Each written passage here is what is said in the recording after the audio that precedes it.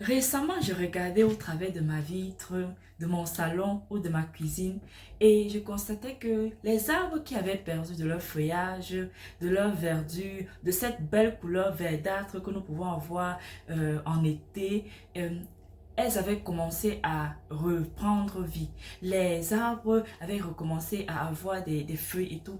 Et c'était tout beau parce que ces feuilles-là qui commencent à sortir des arbres, c'était tout beau, c'était très beau à voir. Et je voyais comme justement, tu sais, il y a des saisons dans la vie. Chaque vie, nous menons des vies sur cette terre avec des saisons. La vie est faite de saisons. Et il y a cette saison dans la vie où tout paraît sombre. Il y a cette saison dans la vie où tout paraît vraiment un chemin à sens unique, vraiment fermé quoi. Au bout, tu ne vois pas le chemin, c'est fermé. Il y a cette saison dans la vie où tu te demandes comment est-ce que je vais m'en sortir, qu'est-ce que je vais faire, comment est-ce que je vais faire pour traverser cette situation. Oui, on passe tous par là.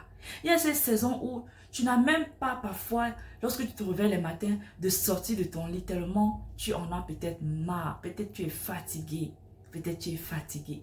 Mais dans mes marches, une fois toujours sur les plateformes, je voyais deux images. D'un côté, il y avait cet homme-là, en fait, c'était deux hommes qui creusaient dans la terre. Et d'un côté, il y avait cet homme qui était... Il y avait trois pierres précieuses dans la terre. Et il était tout près du chemin. Et de l'autre côté, il y avait une pierre précieuse dans la terre et l'autre avait déjà découvert sa pierre. Et celui qui avait trois pierres s'est retourné, abandonnant son travail, abandonnant l'effort qu'il était en train de faire, abandonnant tout cela pour aller célébrer avec celui qui avait découvert une pierre. Mais il n'a pas célébré avec celui qui a découvert une pierre et il est retourné travailler. Non, il désirait la pierre de l'autre, il désirait le gain de l'autre, il désirait le pain, la victoire de l'autre.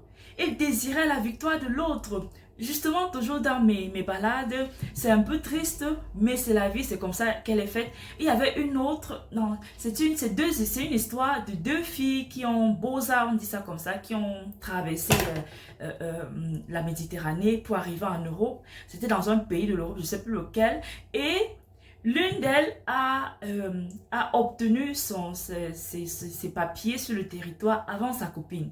Et celle qu'on a appelée pour célébrer avec elle, pour jubiler avec elle, euh, elle n'a pas eu des pensées pieuses, elle n'a pas eu de bonnes pensées avec sa copine et elle est partie dans le but avec une potion, dans le but de finir avec sa copine. Mais étant donné que nous avons été tous avisés par ce type de vidéos sur les réseaux sociaux, celle qui avait eu ses papiers a été très prudente et elle a pu à un moment d'inattention de sa copine échanger les verres et voilà que sa copine a elle-même bu le verre dans lequel elle avait mis sa potion. Qu'est-ce que je veux t'enseigner par là? Ce que je veux te dire, c'est que dans la vie, là, quand tu célèbres la victoire de l'autre, retourne continuer ton travail. Retourne à tes efforts. Retourne à ce à quoi tu es en train de faire. Continue ton travail. Continue tes efforts. Parce que celui qui a abandonné son travail, ses efforts, il avait trois pierres dans sa terre, mais il ne les voyait pas. Mais il a laissé cela pour aller célébrer avec celui qui a eu une seule pierre, désirant, enviant. Parfois même d'autres te jalousent. Et pourtant, ils sont tout près du but. Mais ils ont plus, ils ont une grosse part du gâteau. Je pense que la vie t'a oublié. Non, la vie ne t'a pas oublié. La vie ne t'a pas oublié. Tu as aussi droit au bonheur. Tu as aussi droit à la grosse part du gâteau. Tu as aussi droit à la réussite. Oui, mais lorsque tu célèbres avec l'autre, quel est l'état de ton cœur? Parce que oui, tout est dans le cœur. Quel est l'état de ton cœur lorsque tu vois la réussite de l'autre, lorsque tu vois l'autre être élevé, être placé sur le sommet, sur le podium pour être acclamé, célébré? Quel est l'état de ton cœur? Quel est l'état de ton cœur? Si ton cœur est en train de jalouser, en train d'envier, en train d'être aigri, oh là là, ne fais pas partie de cela. Ne fais pas partie de cela. Sinon, tu perdras ta part de gâteau. Sinon, tu perdras ta part de bénédiction. Tu perdras ta part de visitation. Tu perdras ta part de grâce. Oui, tu perdras ta part de grâce.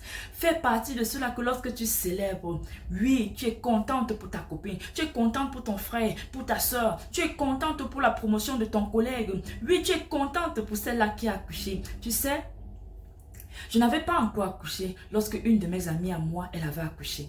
Et lorsque je suis allée là,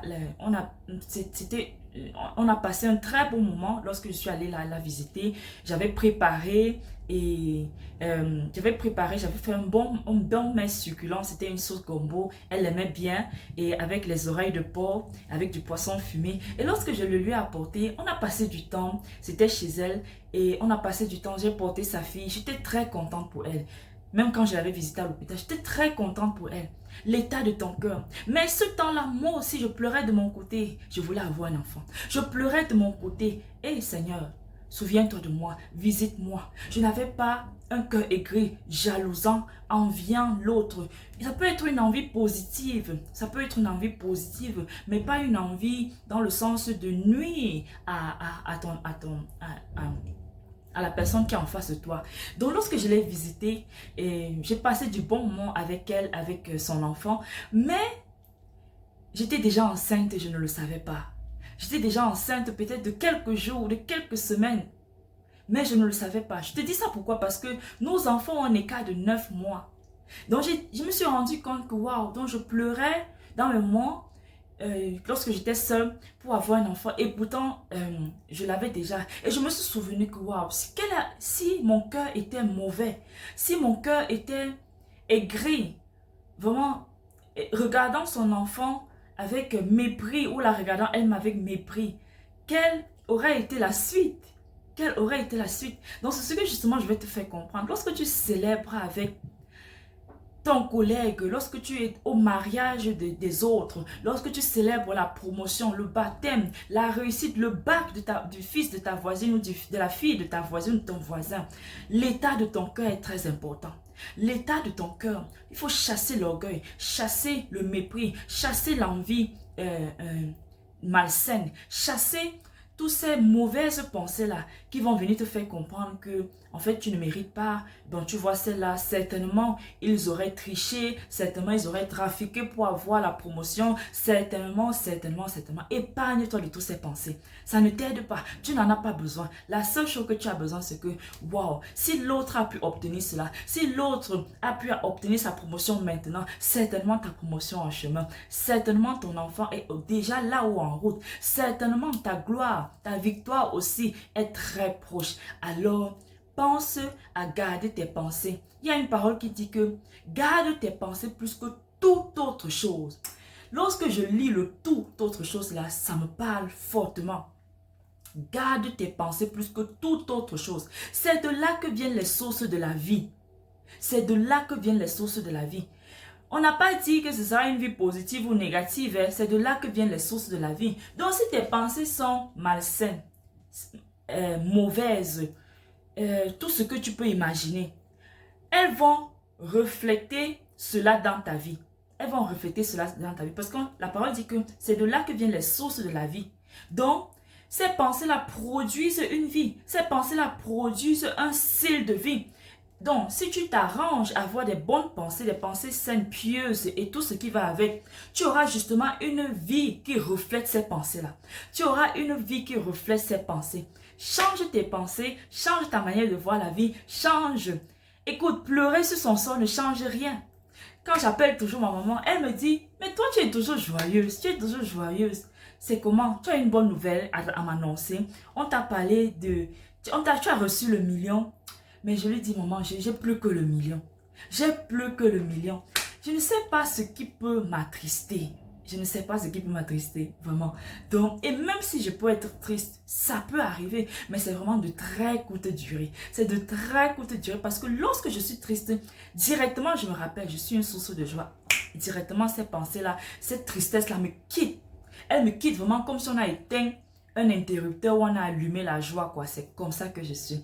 Alors, garde tes pensées pures, garde tes pensées saines. N'hésite pas à partager la vidéo. Moi, c'est merveille. Si tu as aimé le contenu, like, partage, commente. Dis-moi en commentaire comment est-ce que toi tu fais pour garder ta vie, ta vie rayonnante en cet été qui commence. La joie, c'est la belle chose. C'est une belle chose qui puisse nous arriver en plus de l'été. Alors, je te souhaite de belles choses, une agréable vie, agréable journée, tout ce que tu veux, agréable soirée. Je te claque le bisou.